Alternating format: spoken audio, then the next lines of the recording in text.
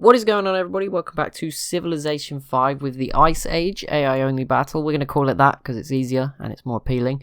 There is more ice. The map is not colder, but the sea levels have definitely fallen because it's frozen in the ice. So there we go. Kind of like a reverse climate change kind of game.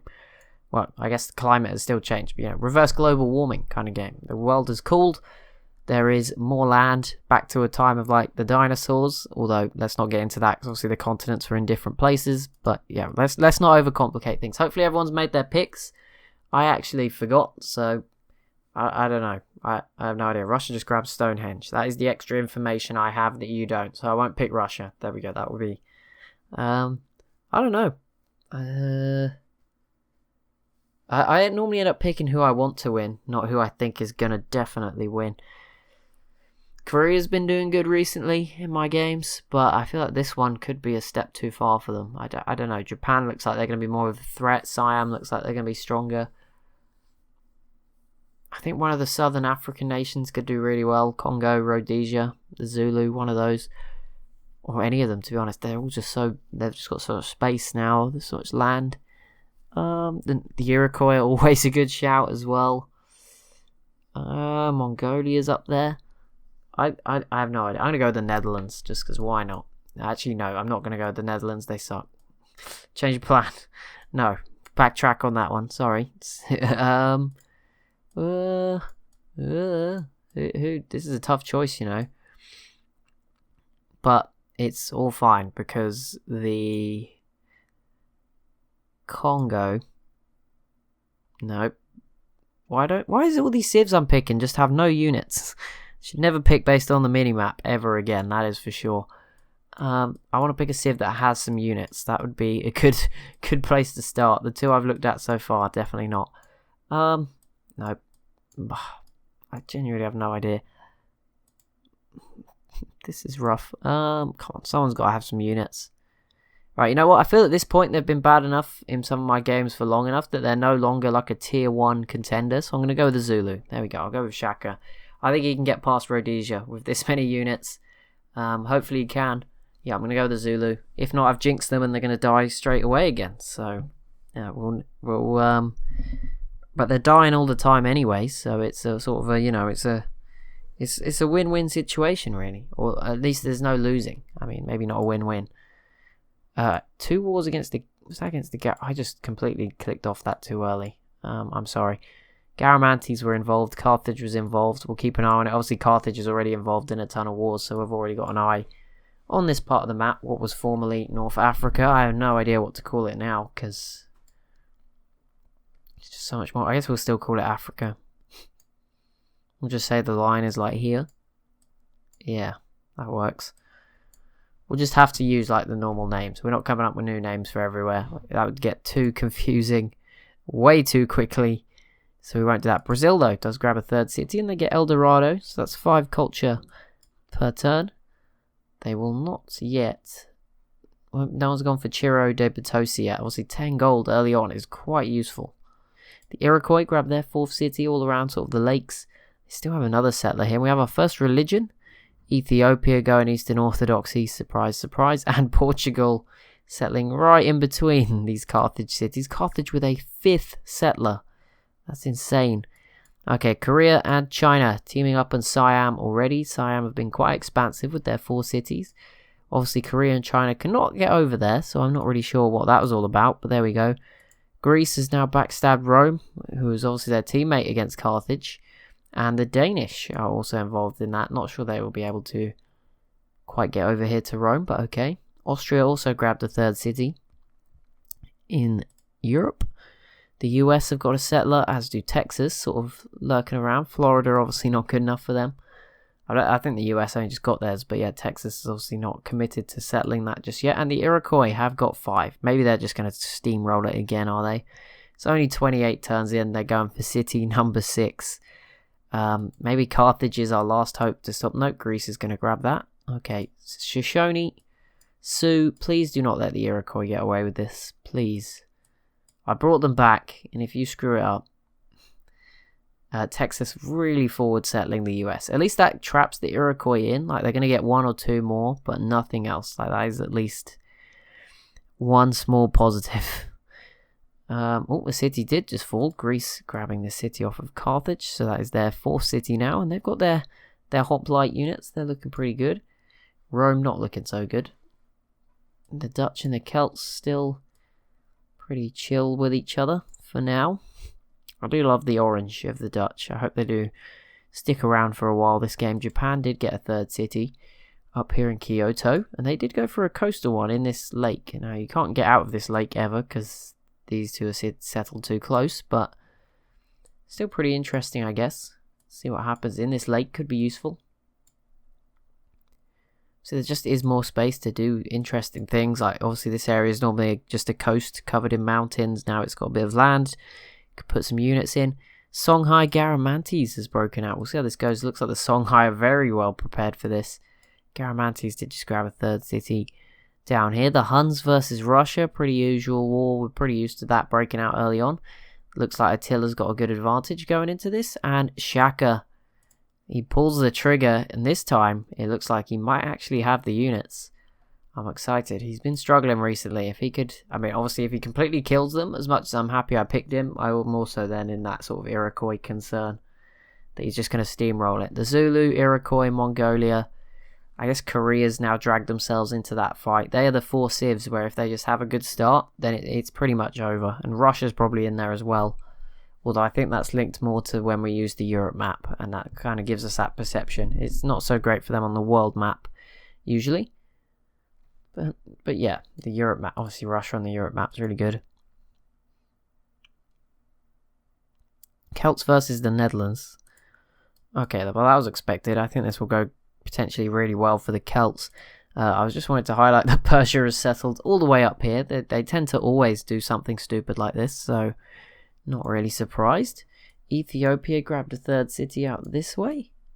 Arabia still with 2. Hanging Gardens for the Iroquois, who have settled all the way around here beyond the mountains. How did they must have just walked around the top.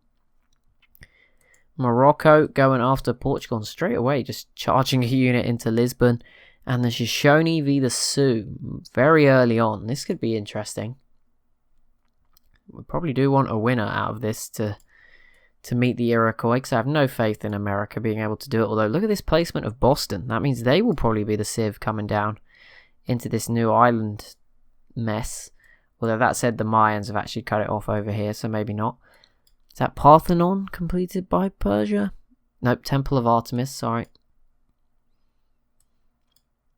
Greece should probably get Rome. And Rome pieced out with Carthage, so nothing too bad happened there. And Brazil got the Terracotta Army, so they just got some free units. They only had warriors, so it was not really worth it. They got 1 free warrior. That was it. Why would you... I don't know. And then we go, Mali actually founded Islam this time, so they beat... Arabia usually always gets that. Oh, they've got Buddhism. Wait, they just got Buddhism. They missed out by 1 turn. The Aztecs versus the Mayans already. We'll see how this goes. Could be interesting. What I think this game is going to be, mostly, obviously some civs have got new opportunities where they've connected to islands that they weren't connected to before. But I think the main thing is we're just going to see like the city population and the units and production numbers like just on a whole new level. Australia, that's going to be confusing, both of them in the same game. Australia's already got to New Zealand, obviously it's closer now. And they have already got the pyramids, so that's going to help their workers out.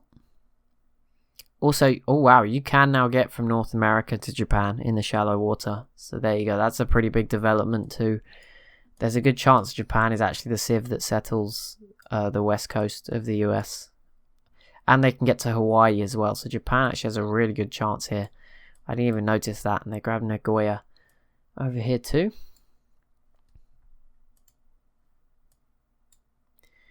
What else is going on? How are you doing, Shaka? Come on, you got this. Oh, he's actually going to get Salisbury. That's huge. Egypt coming in and saying, well, if there's no Burundi, time to shine. And here we go. We've got an Egypt settling right in there. The Ottomans joining the war against Russia, which is not going too well so far for the Huns. But yeah, the Ottoman units will certainly make this more difficult. Rotterdam has fallen to the Celts over here, the western Dutch city. And what else we got? We got the Mausoleum, or Mausoleum, for the Inca. We've got Korea grabbing the statue of Zeus. We have got Japan founding Shinto, and we've got the Songhai and Garamantes piecing out, and the Garamantes have survived. And Shaka has just thrown it away. Are you serious, Shaka? What are you doing? Why have you pieced out there? Greece with another new city right into the Middle East. Right in an area that used to be the sea, so that is pretty cool. And yeah, Arabia versus Egypt. This should go pretty well, I think, for Arabia. They look quite strong. Maybe there's a chance for them to grab some stuff here. And St. Petersburg falls to the Huns. Whoa, loads of things just happened. The Shoshone just conquered the Sioux capital pretty early on, so that is a big win right there. Of course, in my other game that's going on right now, I think that's the second biggest or the biggest city in the world. So, yeah, second biggest, I think. So that's a big take.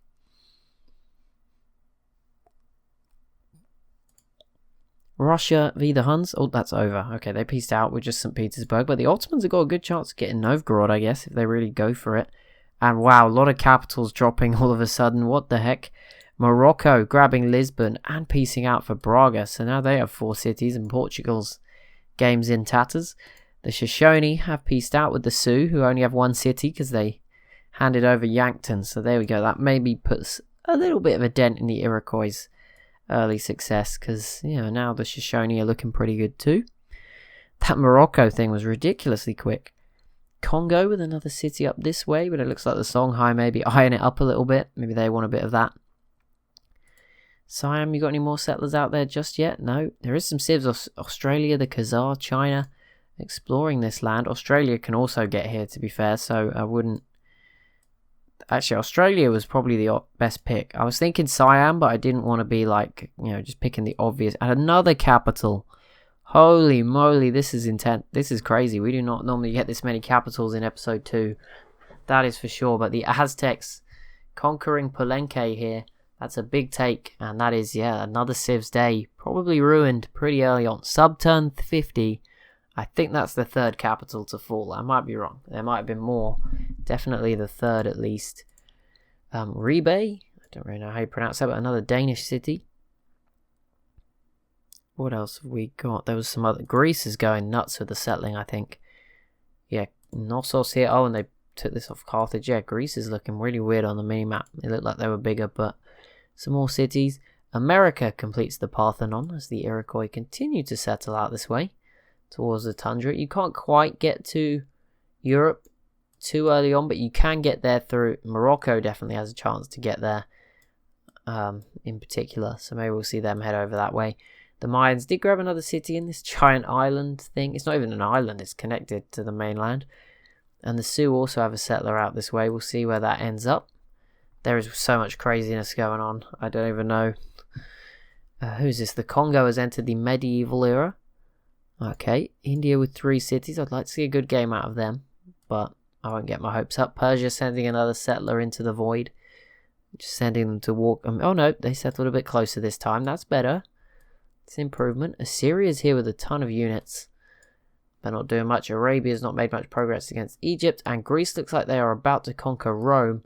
The Celts just killed the Dutch. I mean, Carthage and Austria didn't have much time to do anything there. Yeah, Amsterdam has fallen. So the Dutch are the first civ, I believe, to be fully eliminated. We've seen some capitals drop, but no one was eliminated. Obviously, Rhodesia's capital could have dropped too if the Zulu didn't drop the ball. So that's like 4 or 5 could have gone in this episode.